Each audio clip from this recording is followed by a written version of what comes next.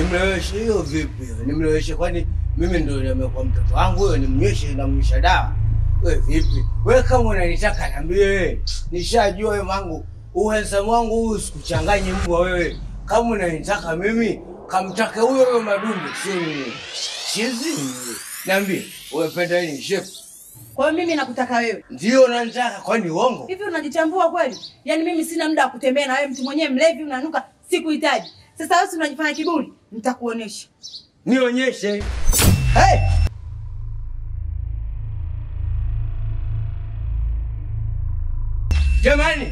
Jamani naota au kweli? Yuko wapi? Yuko wapi?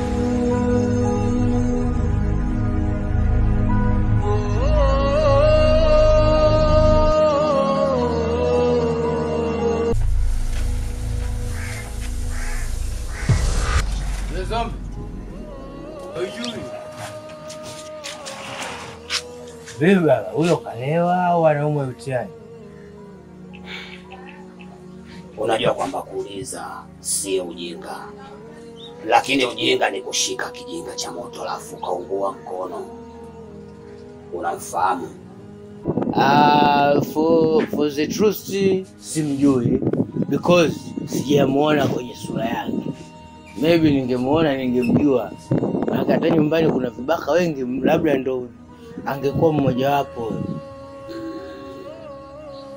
Basi nikutoe shaka na mapepe. Sawa sawa. Huyu mimi ni ndugu yangu. Ametoka huko Simiyu. Ana matatizo ya kudondoka kwa hiyo nikasema nimchukue. Nimhifadhi ndani watu wasije kaona na matatizo gani. Katoka Simiyu.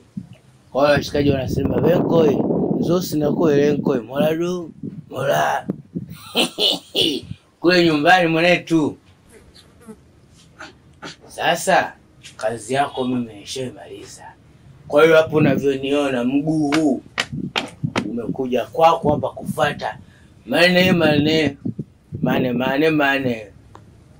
Kwa hiyo niende nikaongezee hapo kidogo kichwa changu kipate chochote kitu. Sasa hivi cheupe. Sijaelewa mimi. Sasa unajua kuna wakati ningekuwa labda mimi kipofu ningesema sioni. Lakini Mungu amenijalia macho yangu yote mawili kufanya kazi.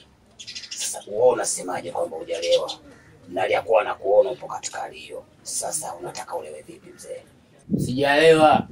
Labda nikufafanulie kitu kimoja mdogo wangu uweze kuelewa. Kuna aina ziwili za ulevi. Ulevi wa kuyumba alafu na ulevi wa kupepesuka. Hapo unavyoona hapa mimi nina pepesuka. Kwa hiyo kichwa changu cheupe ndo maana napepesuka. Nipatie maokoto mimi nikanywe ili ni yumbe. Do hurry up please. Sawa. Mimi na kiasi kidogo hiki. Nimeweza kupatiwa na ndugu yangu Boba Kilanza. Sawa. Umeona hii pesa?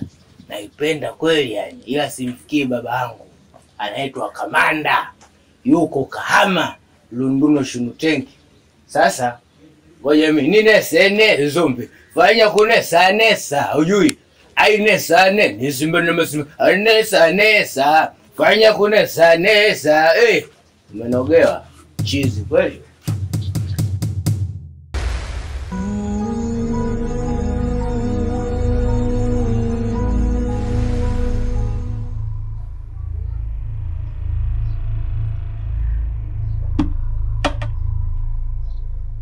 Kwa hiyo watakuniambia umekuja kuniua na mimi.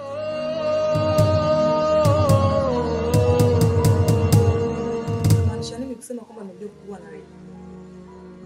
Alafu kaka, hivi kwa nini unapenda kunihisi kwamba mimi ni muuaji kila siku?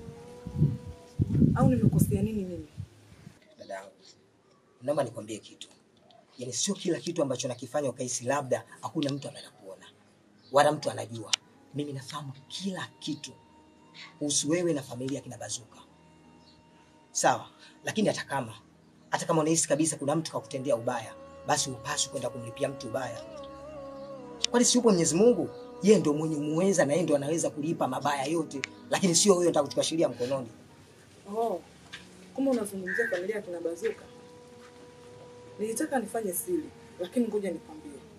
familia ya kina Bazuka nitaendelea kuifuatilia kila siku na nitaendelea kuifanyia mabaya kila muda, na atakayeingilia yoyote pia na yeye nitamfanyia kama ninachowafanyia familia ya kina Bazuka. Oh, si unaona? Na mimi nilijua tu kabisa dada yangu wewe una itikadi za kishirikina, una mambo ya kichawi. Lakini nilivyokuwa naongea na wewe lakini ulikuwa unaonekana kabisa kama vile unataka kukataa.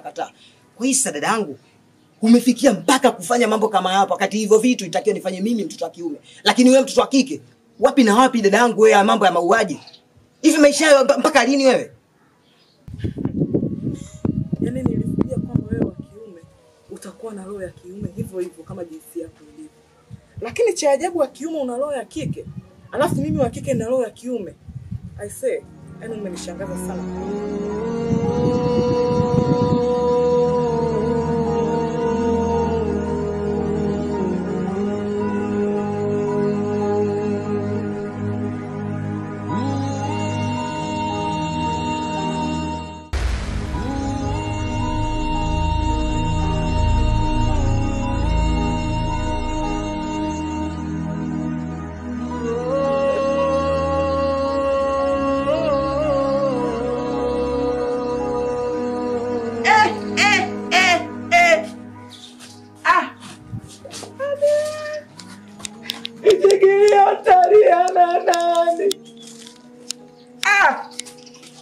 Jamani amekufa. Amekufa. Okay. Acheki. Nikimtikisa nikisiki jamani ule amekufa jamani. Mbona matatizo? Mbona majanga juu ya majanga jamani? Bila shaka wewe ni Kisofa. Tutambuane kwanza. Mwenzangu nani? Mimi naitwa Shehe Mabuti Majini. Ndio mimi Kisofa. Kuna shida kidogo imetokea. Kuna kijana mmoja nimekutana naye hapo kichochoroni. Kijana mmoja ni mrefu hivi, ana suka dread. Nimekutana naye anatembea huko honi. Yaani ana shida ya macho. Kwa kupitia hilo mimi nikaamua nimpe msaada, nikamchukua nikampeleka nyumbani kwangu. Lakini alinielezea kuwa amefikia kwa Kisofa. Nimezunguka sana kwa kutafuta. Lakini kwa bahati nzuri nimeukuta hapa kwako. Kwa hiyo lengo la kuja hapa ni kukufuata, twende ukamchukue ndugu yako nyumbani kwangu. Igwe.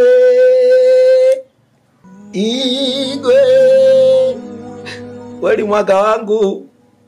Yaani mwaka ukiwa hata ukipata mkao na wote mimi nimeamini. Huu mwaka ni wa kwangu. Unataka kusema Bazuka aoni? Kawa kipofu.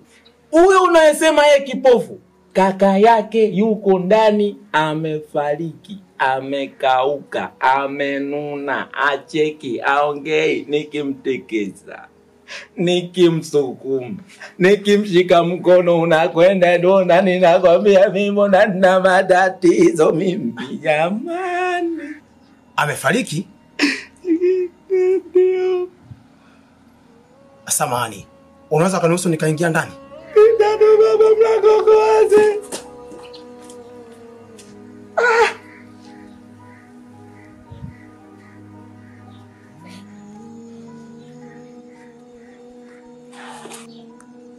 Ni kweli amefariki. Lakini lengo la mimi kwenda kuingia ndani ni kutaka kuhakikisha amekufa kwa mipango ya Mungu ama kuna michezo ya kishirikina. Ni kweli amekufa kishirikina, lakini pia amekufa ukweli kweli. Sio kama vile wanavyosema kwamba amekufa kama mgomba, amekufa ukweli ukweli. Kwa hivyo nilikuwa naomba tuondoke nyumbani kwangu, tukamchukue yule kijana na pia upe taarifa kama kaka yake amefariki. Ngoja nikusaidie kufunga mlango wetu tuweze kuingia.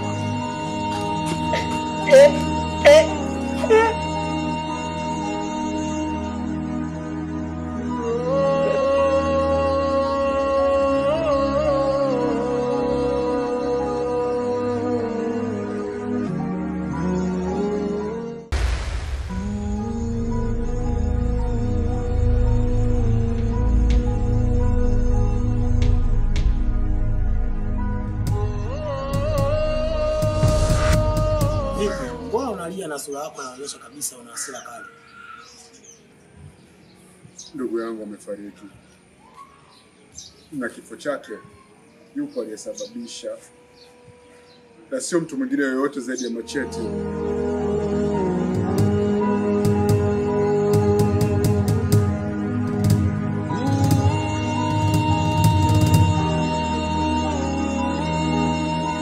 Machete amemuua ndugu yangu Steve. Tena kamuua mbele ya macho yangu nikishuhudia. Siwezi kumwacha Machete.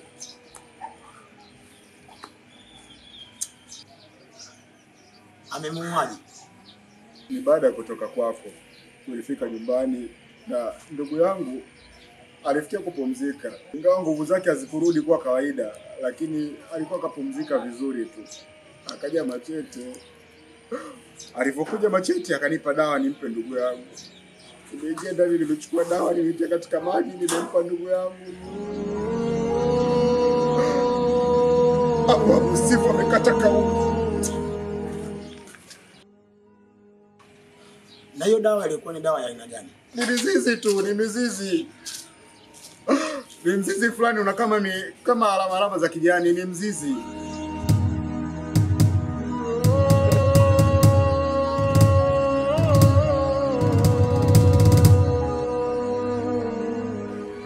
Umefanya kosa kubwa sana. Unajua kwa sisi wataalamu ama waganga kienyeji, unapomleta mgonjwa wako, kwanza unatakiwa uwe na imani. Lakini wewe unaonekana ulikosa kuwa na imani na mimi. Na ndio maana akachukua jukumu la kupeleka kwa mtaalamu mwingine ili amsaidie ndugu yako. Lakini matokeo yake ndio kama haya. Mdogo wako amefariki. Na huko ulikuwa unaelekea wapi? Namfuata kokote alipo. Na nitakapomuona basi mimi nitaenda polisi, alafu yeye ataenda kumchukua. Ni lazima nimuue kwa mikono yangu. Nikupe pole sana. Lakini utakuwa umejifunza kitu kwenye hilo. Nimejifunza pakubwa sana. Na hii elimu niliyopata mimi, nataka niwafunze na wengine wasije wakarudia hili lilolifanya mimi. Nataka niingilie mamlaka ama maagizo Mwenyezi Mungu aliyompa Israeli. Iwe mfano kwa watu wengine wote wenye tabia kama hizi. Nataka nipumzishe Machete kwa mikono yangu. Ili wote wenye tabia kama hizi mtani hapa wajifunze.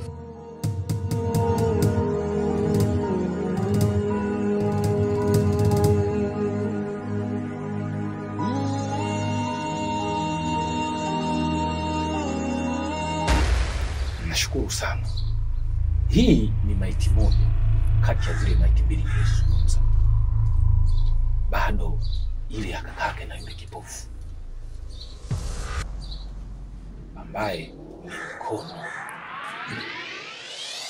Lakini jambo moja tu nimeshasema, sehemu zao za siri zote zinatakiwa zitolewe, zipelekwe kule Mbuyuni. Nimekuelewa vizuri sana mzee wangu Msati cha Mtungi. Na unajua kabisa kwamba Saidi ya Fundi endapo amezidiwa na kutaka kuacha mzigo njiani, basi daima bosi aweze kumlipa pesa yake ama aweze kumlipa ujira. Mimi kwenye hili naweza nikasema tembo ashindwi kubeba mkonga wake. Ni jukumu letu, ni wajibu wetu kupambana na kuweza kulifanikisha hili ambalo unalolizungumza. Mzee Msati. Safi kabisa. Napenda namna hiyo. Kupata kijana jasiri mwenye roho ngumu kama mimi mwenyewe. Kwa hili nathibitisha mama yako mimi akunipiga. Wewe ni kweli damu yao. Lau kama kwamba wanawake wana walimu wao wale wanatembea kwa mkongojo. Lakini kwa hili nathibitisha hajanipiga. Unasikia mzee Msati? Mimi na hakika kabisa mama yangu hajakupiga. Japo sura yangu inafanana na mama yangu kabisa. Na wanasema vya kulisi mzee vinazidi. Mimi nimezidi sana kulisi roho yako mbaya. Na ijaishia hapo. Namuomba Mungu kila siku, kila muda aniongezee roho mbaya. Ovaia, ovazea.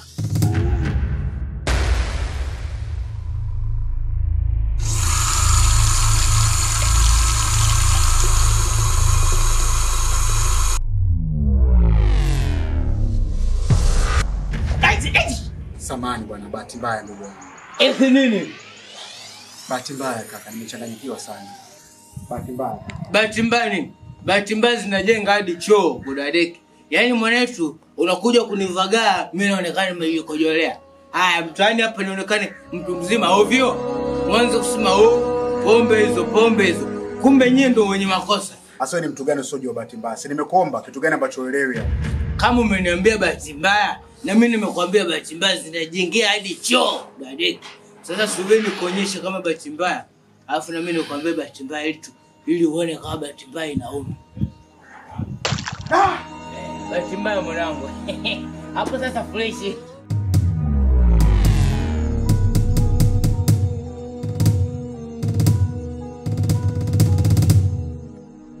Hapo mwanetu hapo sasa bahati mbaya. Hapo fresh. Hapo tumemaliza kiume. Piga tano mwanangu. Oh, Tanina piga waje.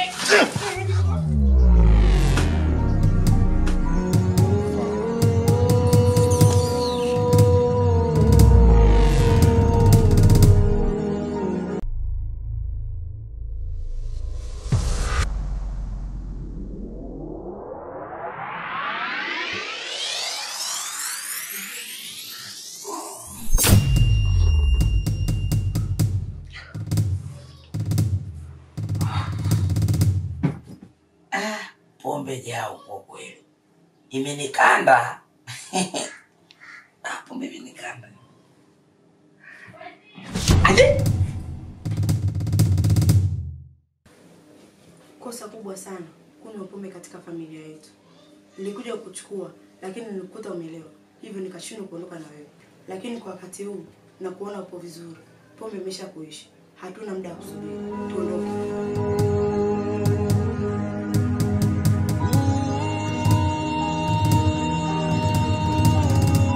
Umerogwa.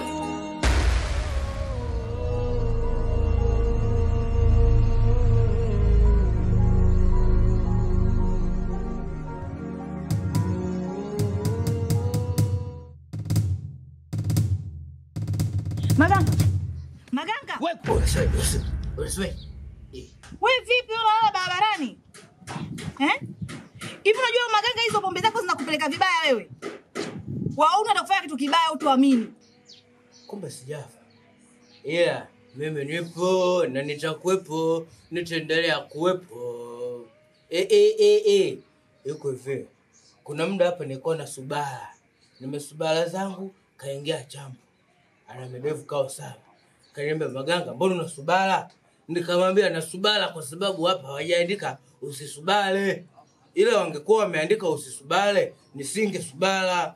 Namaliza kusubara, ananipiga gongo la kwenye utosi. Utosi ukaanza kufanya mweku. Nikaanza kusikia kichwa kinafanya mfi. Hapo ndo na mimi nikampiga buke la ngumi. Yaani wewe kwa akili zako timamu. Yaani mie jini, alafu mimi nitakubali tu kirahisi tuondoke huko. Nisikilize, mimi sio jini. Mimi naitwa chumvi nyingi hali usiupakue. Ushaelewa? Tena usije ukarudia kuongea ujinga wako. Mpaka nimeanza kulewa kwa sababu ya kukimbia wewe. Nikikaa ndani mwenyewe peke yangu huyo katokea. Nikikaa barabarani peke yangu nikijituliza mwenyewe umetokea. Lakini nikiwa nimelewa utokei. Na ndio maana mdole nimelewa tungi langu sija kuona mimi. Kutoka asubuhi leo mpaka muda huu. Sasa hizi pombe imetoka, unakuja. Unaondoke nyumbani wapi kwenu? Siendi kokote, sawa? Kacheze unapochezaga. Sawa? Utaondoka na beberu, sio mimi.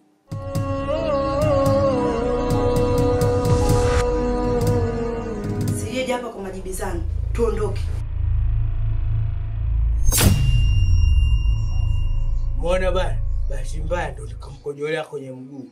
Ila kuna mkojo mwingine ukapita hadi mdomoni. Ndio champu kanipiga pushi, mimi nikaanguka yakaondoka. Ila hajanikomoa. Ila hata kama Maganga, hakikisha unaacha hizo pombe zako, maana hazina manufaa yoyote yale. Zaidi ya kukudhalilisha tu hivi. Ona sasa hivi. Mambo ya kulala chini ovyo haya. Utafanya kitu kibaya utuamini. We. Nani wako nifanya kitu kibaya? Kuna password huko nimeziweka. Yaani kila password unayojua ya kuslide, ya maandishi, mpaka ile ya kuchola password zipo kule. Nani ataziona? Wewe fanya umeka password si pateni endelea. Iko hivi. Wakati hapo mimi nimezima. Israeli mtoa roho alikuwa anataka kutoa roho yangu. Nikaanza kupambana naye. Akashindwa kuitoa roho yangu. Ndio kwa mbali nikasikia sauti yako. Maganga, maganga. Basi roho yangu ikawa inadunda nje ya shani. Sema nini? Hapa hatupo kitandani lakini tupo kama kwenye kitanda. Hapo tunaweza kumaliza mchezo. Yaani acha ni